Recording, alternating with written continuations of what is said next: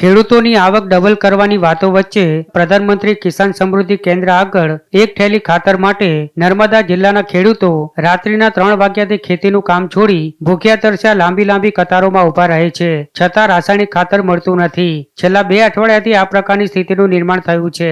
લોકો ખાતર લેવા અડધી રાત્રે ઉઠી જાય છે અને ખેડૂત સહાય કેન્દ્ર આગળ ઉભા રહી જાય છે।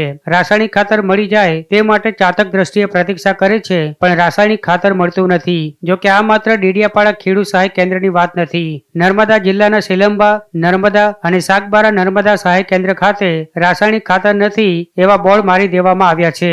ત્યારે રાસાયણિક ખાતર વિના ખેડૂતો ત્રાહિમામ થઈ ગયા છે, કારણ કે રાસાયણિક ખાતર ન મળતા ખેડૂતોના ખેતરમાં કપાસ, મગફળી, મકાઈ, ડાંગર અને શાકભાજીના પાકોનો વિકાસ અને વૃદ્ધિ અટકી ગઈ છે અને પાક નિષ્ફળ જવાનો ખેડૂતોને ડર સતાવી રહ્યો છે। ખાતર વગર ખેડૂતોની હાલત દયનીય બની છે।